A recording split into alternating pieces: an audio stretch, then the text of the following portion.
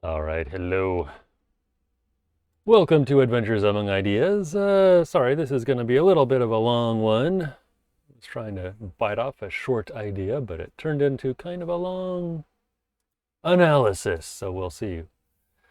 Uh, but I think it will be interesting. At least I find it an interesting way to think about communication, we'll say. Let's think about communication. So, back in 1979, the literary critic. Lots of good things came out in 1979, but one of the good things that came out in 1979 was a book by the literary critic Wayne Booth called Critical Understanding. And this book was the culmination of more than 20 years, at least, of thinking about how critics interact with each other, and especially about how they make straw men of each other. Critical Understanding was part of an effort, as Booth said, to turn critical warfare into pluralistic inquiry. So turning critical warfare, fighting among critics, into more of a cooperative kind of inquiry into literature, or I guess whatever you might be inquiring about. Although Booth was focusing on how critics treat other critics and how they treat the authors of literary works, his strategies for understanding can be utilized more generally, I think, in various domains of life. So that's why I thought this is worth talking about. As a critic, Booth was a practitioner and promoter of a certain type of criticism called rhetorical criticism. But Booth did not believe that his personal method of criticism was the one true method. Rather, as a kind of a meta critic, someone who theorizes about criticism, Booth was a pluralist, and specifically what he called a limited or methodological pluralist. A pluralist about criticism believes that there are many possible valid methods of analyzing texts. A limited pluralist believes that there are many possible valid methods of analyzing texts, but also that there are some methods that are invalid. So criticism is not just a world of anything goes. There are some broad standards that we do or that we should abide by to be taken seriously by other critics. A limited pluralist is also not a relativist because the limited pluralist believes that some methods are better than others given the kinds of things that we want to know about texts. So in the following, I want to, in the rest of this episode, I want to sketch out what Booth's standards for good critical community are.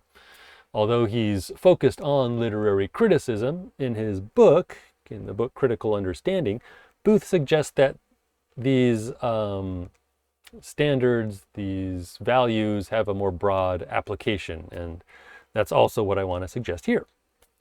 Booth's 4 values of vitality, justice, understanding, and overstanding are not just good standards for critical interactions.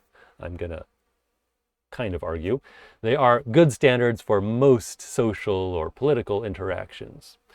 Booth's position of limited pluralism is, I think, the democratic position. In a democracy, a certain range of ideological positions is allowable and, as Booth would say, vital.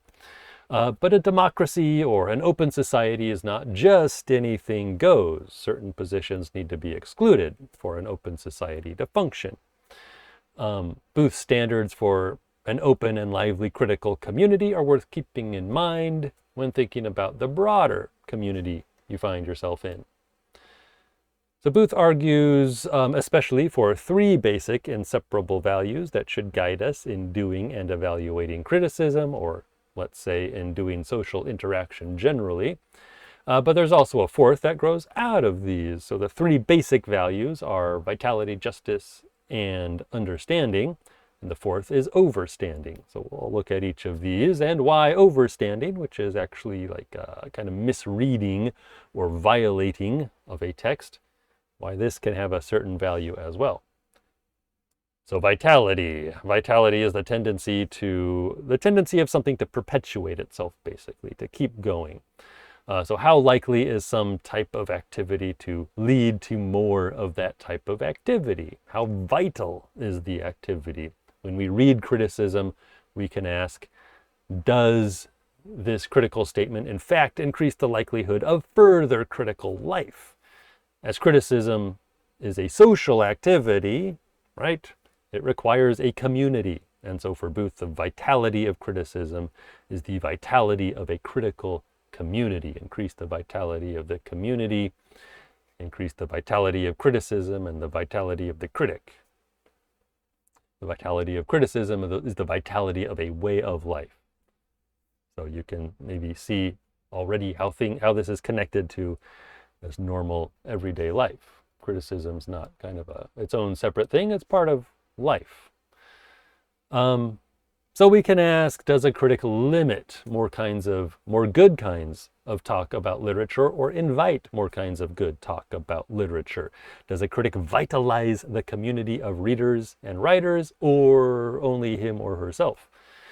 In short, Booth asks, what incentive do you give to other participants to continue the fray, the argument, the debate, the contest, the dialogue?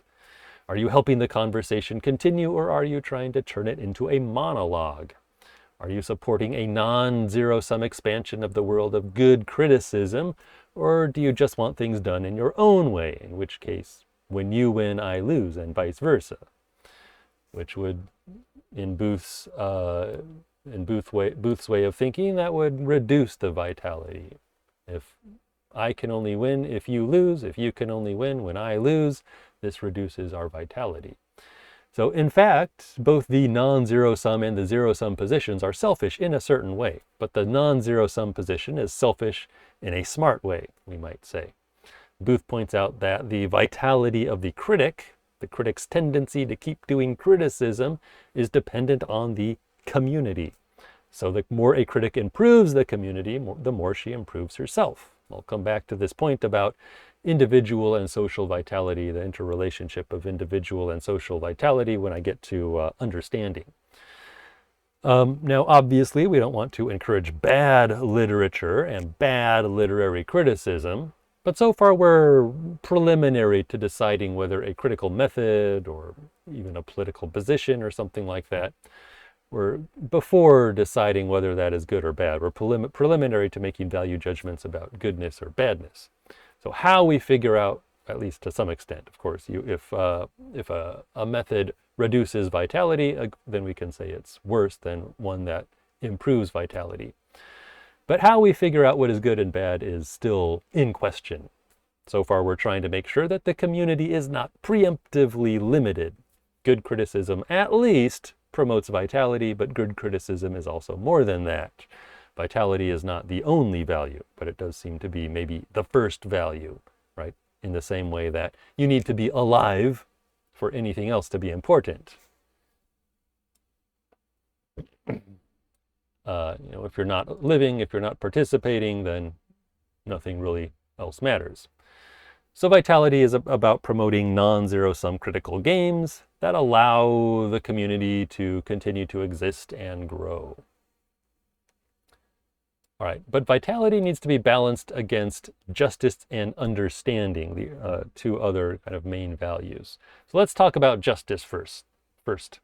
For Booth, justice basically means no double standards. If you live by the sword, be prepared to die by the sword. This is a version of the Golden Rule, and variations on the Golden Rule can be found throughout Booth's writing. This was a very central component of his thought. You find variations of the Golden Rule kind of everywhere in different ways in his meta-critical writings. So whatever critical method or standard or way of reading you promote, Booth says, that method should be applicable to your own writing just as much as to others. The deconstructionist critic, J. Hillis Miller, who I've also talked about before, had something like this in mind when he used to write that a piece of deconstructive criticism is also deconstructible. So far, Miller's method would be considered sound because it was not a double standard. It was kind of had the same standard for other people as it had for the critic, right? Everything was deconstructible, despite whatever problems that method may have from Booth's perspective. So anyway, there are many reasons to analyze a text. We may be interested in what knowledge a text gives us, in how the text affects our behavior as readers. We may be interested in the history of how the text came to be and how it has influenced the artistic or social or political world, and so on. More controversially, we can read against the grain, as critics sometimes say. We can look for hidden assertions or hidden biases in the text. More kind of sloppily, we can create straw men and straw women of other critics and authors by exaggerating what they say or leaving out context and things like that. If a critic employs one standard in reading the texts of others but wants a different standard of reading applied to his or her own texts, we should be suspicious. So in other words, justice doesn't need a single standard, it just needs reciprocal or transpersonal standards. Perhaps rather than double standards, we should speak of asymmetrical standards. And what we need are not single standards, but symmetrical standards, right? So again, this is a variation of the golden rule: judge others as you would be judged. Booth sometimes talks about a 3-criteria test of criticism. These 3 criteria are correspondence, coherence, and adequacy or comprehensiveness. If you've studied theories of truth, you might recognize this a little bit. So if we look at an act of criticism, we can ask, do the observations of the critic correspond to what we find in the text and the relevant context? We can ask, do the statements of the critic cohere with each other or make sense together? And we can ask, how much of the text or context does the critic take into account? How comprehensive is the criticism? When we look at how critics treat other critics, we can ask, does a critic demand a higher degree of correspondence or coherence or comprehensiveness for others than he does for himself? Or more generally, do you expect others to be more honest, more rational, more inclusive than you yourself in fact are? If so, this is a violation of the standard of justice. And I think a part of the symmetry of standards is what Booth calls the law of disparate giftedness. So a long phrase, the law of disparate giftedness. This is about showing a preliminary respect to authors, or more generally to speakers. The law of disparate giftedness comes from an ancient Greek historian and rhetorician. That's not too important right here. But the law says that in any exchange, the speaker or author presumably has more to offer than the listener or the reader. Presumably, the speaker wouldn't be speaking if she didn't have something important to say, and the listener wouldn't be listening if she didn't have something important to learn. This is especially true when we're dealing with something that's been tested by time. So whether that time of testing is centuries of transmission, the centuries of transmission that has taken it to get a text from point A to point B to the present, or whether that time has just been the weeks or the months or the years that an author has needed to get an article or a book into print, past all the stages of publication and so on. So before the reader gets a text, the author has usually already spent more time on it than the reader ever will. A kind of golden rule symmetry comes into play again. Give other authors' efforts the respect that you would want them to give yours. Respect other speakers to the extent that you would want to be respected when it's your turn to speak. This supports the vitality of the community, and it's a first step toward understanding. So once we're sure that we have our standards in symmetrical order, once we're sure that we're treating others the way we want to be treated, justice may still require that we kill another critic, so to speak. Not actually kill, but metaphorically kill. By using our various standards and tests, we can see that some statements by critics make use of grossly asymmetrical standards or contain obvious errors of fact, glaring incoherencies, oversimplifications, like straw manning, and so on. But justice here has to be restrained by vitality as well as by the third value, understanding, which I'll talk about in a moment. And these require that we proceed cautiously. Everyone makes mistakes. We need to be sure that the vitality of the community is protected and that we have actually understood the other critic. So let's move on to understanding, our third major value. Understanding a text for Booth is knowing an author's intention. Basically, what an author wants of us by having written a text. To understand a text, we need to reconstruct the author's intention, or more generally, the speaker's intention. Figure out what the author was trying to do when she wrote the text, and then make that project our own. Turn that project into our own project, and then we can say that we've understood it. Booth describes this as entering into or incorporating part of the mind of another. So a quick and easy example is a grocery store sign that Booth reproduces in his book. There's a sign that he saw in the grocery store. The sign says, "Due to paper shortage, we are to discontinue use, doubling bags only when it is necessary." So again, due to paper shortage, we are to discontinue use, doubling bags only when it is necessary. So the sign, it's easier if you actually see this, but the sign makes no sense grammatically. Probably you can tell that when I try to read it as well, that it just doesn't really make sense. But you can still kind of get the idea. So we understand what the people who wrote it meant. We can figure out what they intended. They want us to know, basically, the grocery store workers are only going to double bag our groceries when it's absolutely necessary because there's not enough paper. And this is, of course, from back in the days when grocery stores automatically gave you paper bags for your groceries. Some of you may remember that. Some of you may not. Or to take another example, at one point, Booth quotes a long passage from the French critic Roland Barthes, and then gives two paraphrases of this quoted passage. So neither paraphrase captures everything that Barthes was trying to say. So neither is totally comprehensive. If you wanted to be comprehensive, you might just re-quote the passage, or it might be as long or even longer than the passage, which kind of defeats the purpose of a paraphrase. So of course, neither paraphrase captures everything that Barthes was trying to say, but one of them is more clearly accurate. There's more correspondence than the other. So Booth's argument here is that Barthes would have preferred one paraphrase over the other. And this means that Booth has understood Barthes to some extent, and that Barthes would have understood Booth's two paraphrases. So understanding basically is possible, is what he's trying to say.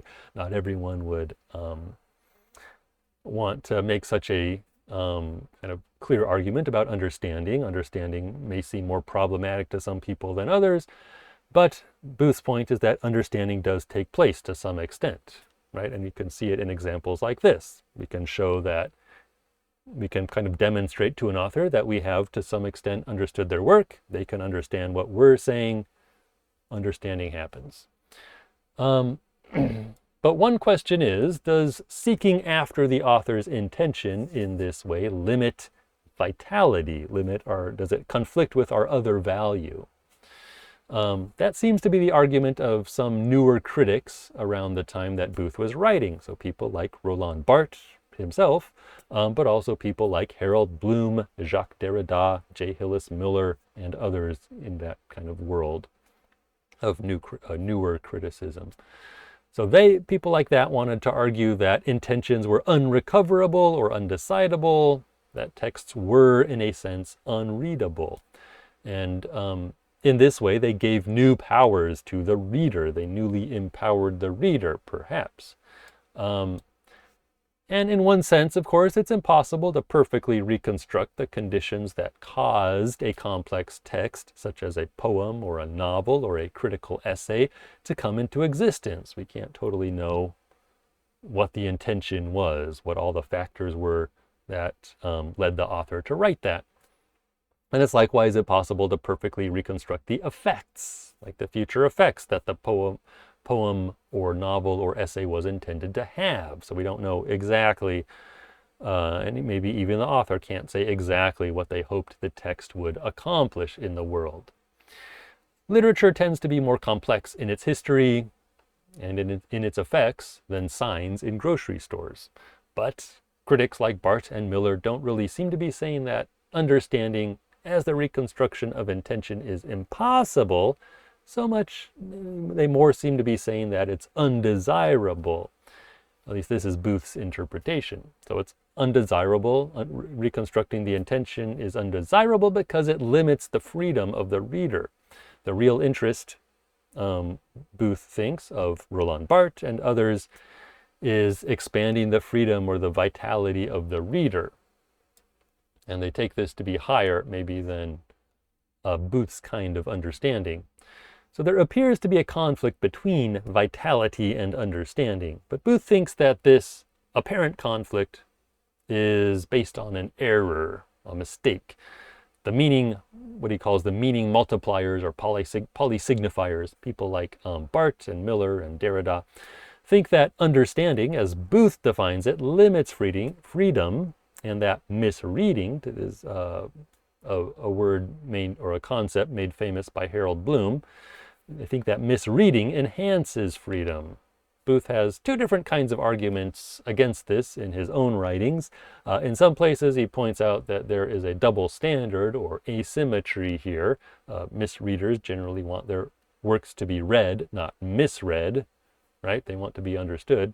Deconstructionists, misreaders want to limit, in fact, the interpretations that readers give to their own texts, even while promoting multiple interpretations of other texts.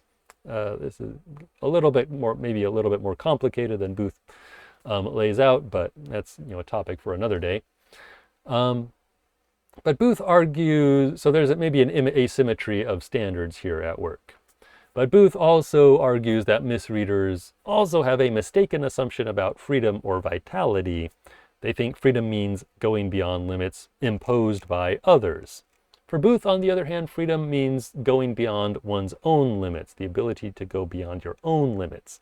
And to go beyond your own limits means entering into the experiences of others, putting yourself in others' experience, taking on others' experiences, which are different from your own and will expand you, give you more possibilities for freedom. So Booth writes, "We do not lose our freedom by molding our minds in shapes established by others. We find it there." As Kant says, repudiating the possibility of unlimited knowledge, the light dove cleaving the air in her free flight and feeling its resistance might well imagine that its flight would be still easier in empty space. This is a famous passage from Kant about the importance of limitations, about the importance of limits. It's the restrictions provided by the environment that make the birds, the doves, flight possible. It would not be able to fly at all in totally empty space, in a vacuum, as much as it might yearn for that kind of absolute freedom. Likewise, if a critic is not simply to display her pre-established biases over and over again, she needs to be able to enter into an understanding with the work. And this means being open to being checked by the author, who can say, yes, this is, or no, this isn't what I was trying to do with my text. Or by other critics, being checked by other critics who can say, yes, I agree, or no, I don't agree with your interpretation of the text. In ordinary life, of course, we can often check with the speaker about whether we have understood him or her. We can ask questions like, what do you mean by saying X? Or when you said X, did you really mean Y? And we can ask these kinds of questions and come to a better understanding, put greater limits on our understanding, and more accurately understand the other person. So vitality, justice, and understanding. These are our three main interdependent values. As Booth says, the vitality of criticism depends on maintaining standards of justice, and both vitality and justice, depend on an active pursuit of understanding. If we want to protect the vitality of our community, we need to maintain symmetrical standards of justice, and if we want to be sure that justice is being done, we need to do our best to really understand each other.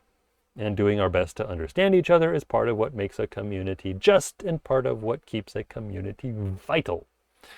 But there may be times when the demands of vitality and justice push us beyond understanding in the conventional sense of knowing what the text wants of us. Texts come to us with different demands that we learn as readers. We learn to recognize with experience, right? We learn to recognize what texts want us to do. The grocery store sign that I mentioned, due to paper shortage, we are to discontinue use doubling bags only when it is necessary. This sign demands that we behave in a certain way with respect to it. For example, it demands a utilitarian response. It demands setting our kind of practical expectations in a certain way. It does not demand an aesthetic response. We're not meant to admire the beauty of the sign or feel catharsis in the sign's evocation of the tragedy of being or anything like that. We're just meant to have kind of a practical utilitarian response to it. Likewise, the Bible or Hamlet or the New York Times ask for certain kinds of responses from us, or a certain range of responses. The Bible, Hamlet, the New York Times, these were each designed to do something in particular, to answer certain questions or needs that we might have. But there are times when we might be justified in asking other questions of these texts, rather than the questions they were designed to answer. All texts set or imply boundaries on how they are to be read. But there's always a question of whether we should honor those boundaries, right? So we may be justified by our current culture or by the kinds of problems we're trying to solve. We may be justified in asking questions that the text was not originally designed to answer. This process of asking questions that the text is not designed to answer, this is what Booth calls overstanding as opposed to understanding. So the modern critic who asks about sexism, say, in Shakespeare or in the Bible, may be said to overstand the text. Likewise, the critic who deconstructs Shakespeare or the Bible. These texts were not designed to answer questions about sexism or feminism or to be deconstructed, but they may be made to answer these kinds of questions anyway. But overstanding is, or should be, based on preliminary understanding and justice. Before you read a text against the grain, or anachronistically, or correct a text, or deplore a text, or repudiate a text, you first have to understand it. You first have to understand what a text was designed to do. We're probably right to violate a text like Mein Kampf or the 120 Days of Sodom, but to do so, we, perhaps unfortunately, need to understand what it is we're violating. In these cases, overstanding maybe even becomes an ethical necessity. Hitler in Mein Kampf wants to prove to us that the Jews were really the source of Germany's problems. Obviously, we don't want to just make that project our own. We want to ask additional questions of the text that Hitler would not have wanted us to ask. The vitality of our community and our sense of justice demand that we not just understand Hitler's text, but also violate it or overstand it. And Booth points out that there are various kinds of violations of texts, and it's worth briefly mentioning these, although it gets a little bit technical. But violations of a text can be either of data or of danda, D-A-N-D-A, danda. These violations have their sources in various sources, in particular modes of criticism or the idiosyncrasies of critics. But the distinction between data and danda comes from the philosopher Stephen C. Pepper. Used to be well known. I don't think he's so much read anymore, but he used to have some influence. Data is what appears to us to be uncontested and uncontestable. Either Invisible Man was published in 1952, or it wasn't. Either Moby Dick is the name of a whale, or it isn't. Either Neo in the Matrix swallows the red pill or he doesn't. Data is what we know about a text, regardless of our critical position. Data can always turn out to be less certain than we first thought, but at any given time, there's a bunch of stuff about a text that we all basically agree on. Maybe not 100%, but we basically agree these are facts about a text. Critics generally try not to violate a text's data. This is a practical thing, right?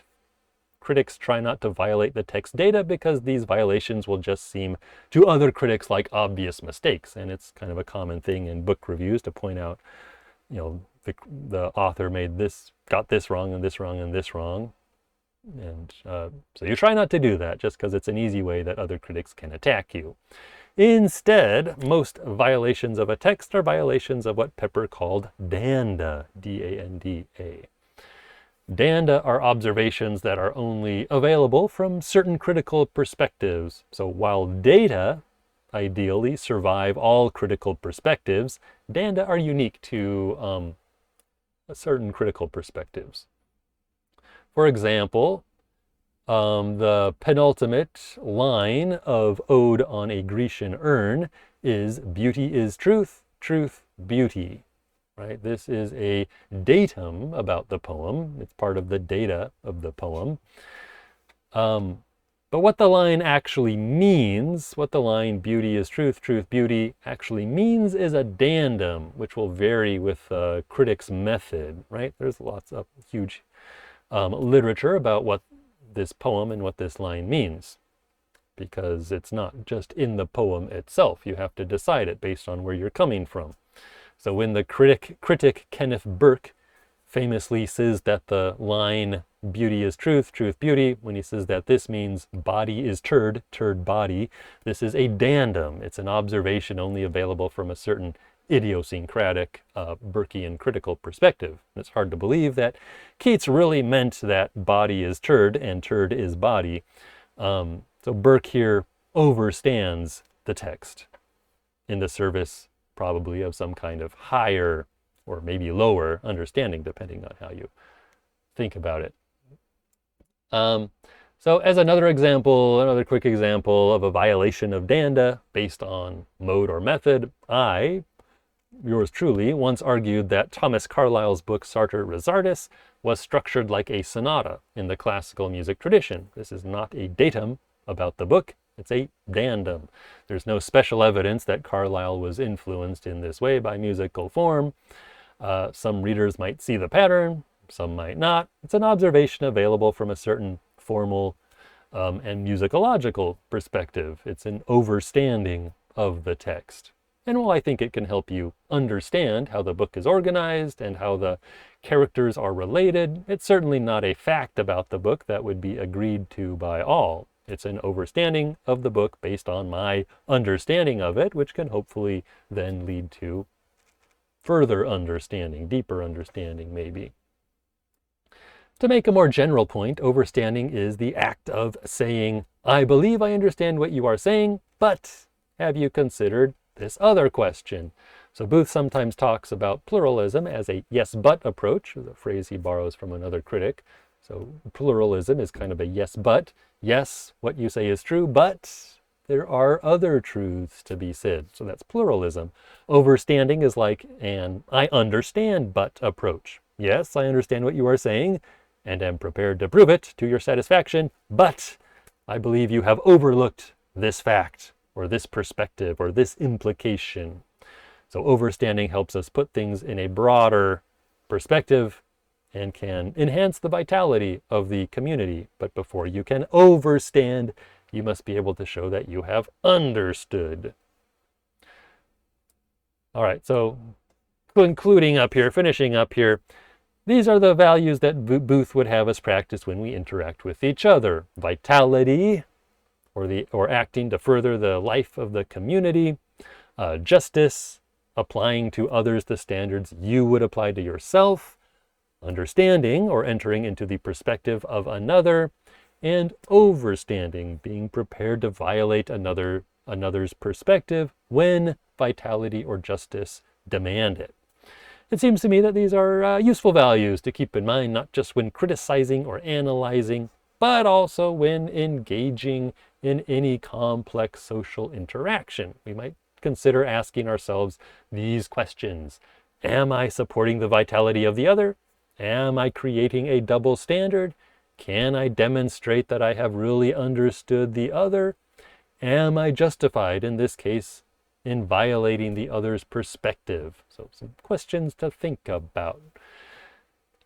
But that is all for today. So thanks for listening and see you next time.